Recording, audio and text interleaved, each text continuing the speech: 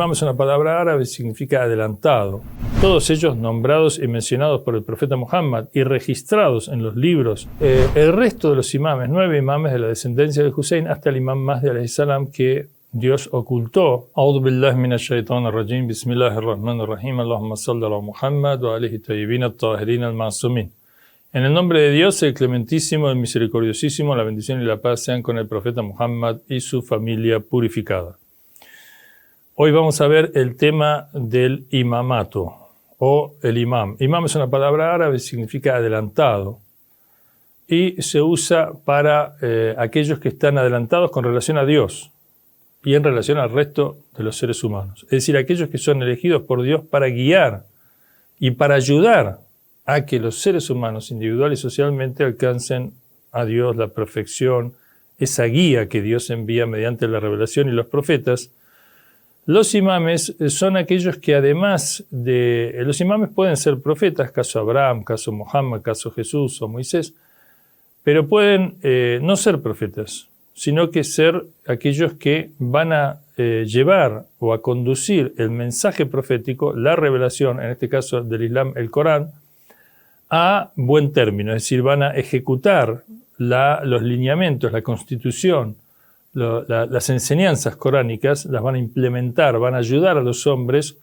a concretar mediante su guía y liderazgo esos lineamientos divinos. Por lo tanto, en el caso del profeta Abraham, tenemos que era profeta, pero todavía no era imam. Dios le va a otorgar este carácter de guía, líder, de guiar a la comunidad, a la sociedad hacia Dios, recién hacia el final de su vida, con la prueba del sacrificio de Ismael. Y cuando él la pasa a esta prueba de manera correcta, entonces Dios le confiere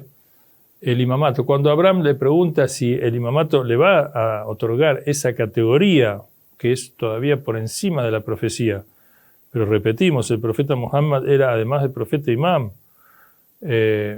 pero el profeta únicamente recibe un mensaje y lo transmite, pero el imam, los profetas que son imames, además de transmitir el mensaje,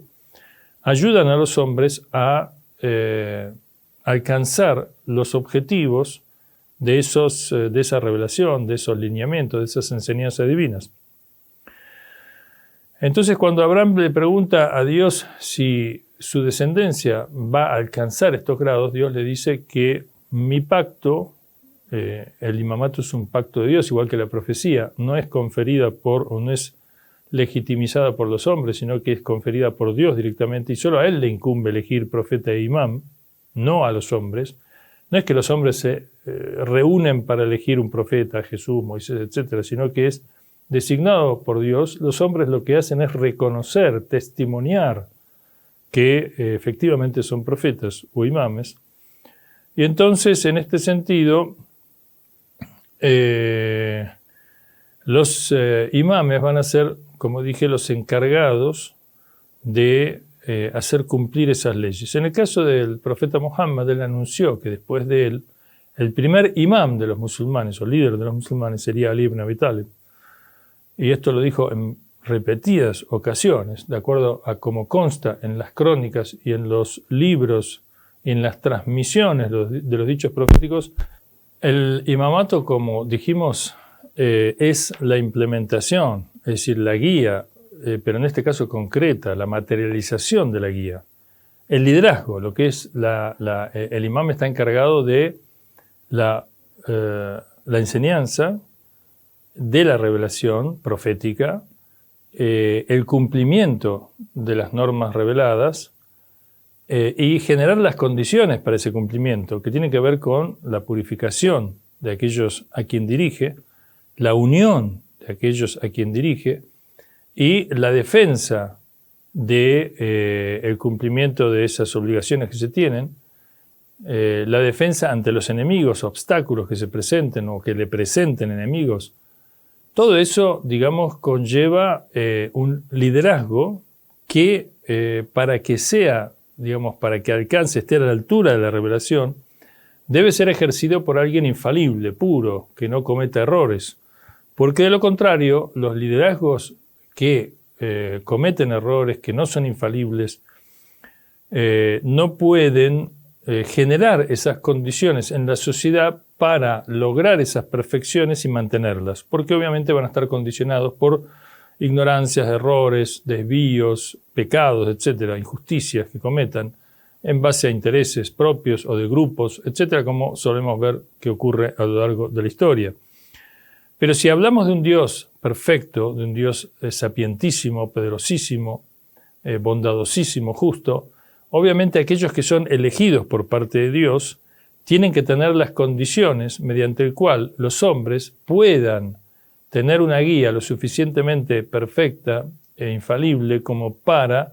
no tener excusas ante Dios. No decirle a Dios en el día del juicio que la culpa no fue nuestra, nos creaste débiles, no teníamos una guía, no teníamos un modelo, no vimos el ejemplo de lo que querías plasmado,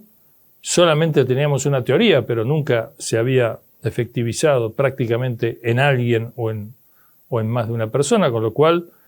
no somos culpables, sino en todo caso, si hubiéramos tenido una guía de tu parte, lo hubiéramos logrado. Para quitar estas excusas, para no proveer de ninguna excusa a los seres humanos en la sociedad, es que Dios elige, de acuerdo a su perfección, a los mejores, aquellos más capacitados,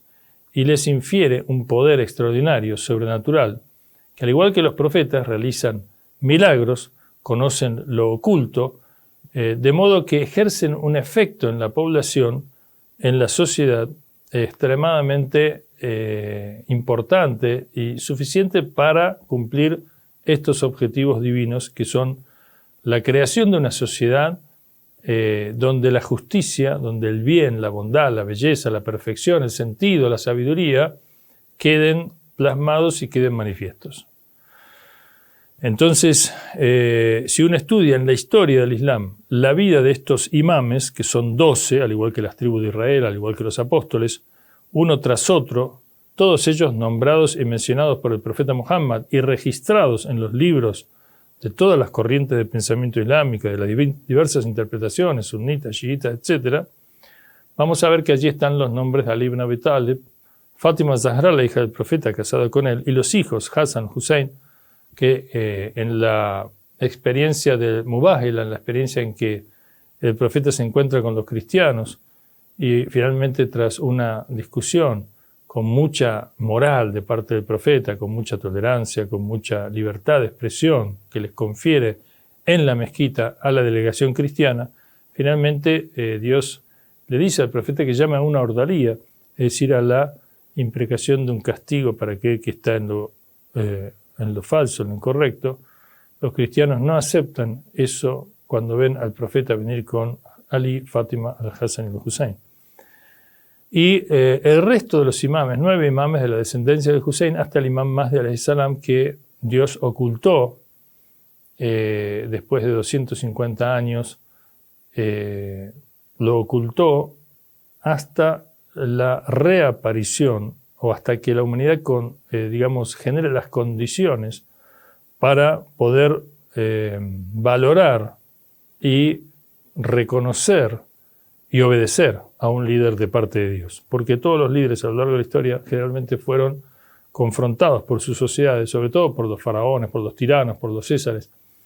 por las clases, más privilegiadas, y no pudieron llevar a cabo en forma completa, no por defecto de ellos, sino por defecto de la sociedad, los planes de Dios o del reino de Dios. La humanidad ahora atraviesa una situación en la que, tanto por la vía negativa, es decir, se da cuenta de la crisis en la que ha caído a partir de que se creyó autosuficiente para guiarse a sí misma hacia la concreción de esa felicidad. Y por otro lado, el resurgimiento de las enseñanzas y valores proféticos necesarios para que se dé la reaparición del líder de parte de Dios, o de los líderes, porque en la creencia islámica el imam Mahdi alayhi salam y Jesús, la paz sea con él, vienen a llenar el mundo de justicia, tal como estaba lleno de injusticia, dice un hadith famoso, con lo cual el sentido de la historia de la humanidad, ese anhelo de justicia, esa condición innata del ser humano que quiere una vida feliz, se va a plasmar. No es un deseo trunco, un acto fallido, una contradicción en la creación, una mancha en el universo, sino que el ser humano es un ser digno en potencia o en acto, y el destino va a ser la creación de una sociedad justa que reconozca a su creador y instaure la justicia entre sus miembros, tal como está impresa en nuestra naturaleza innata ese deseo. Wassalamu alaikum wa rahmatullahi wa barakatuh.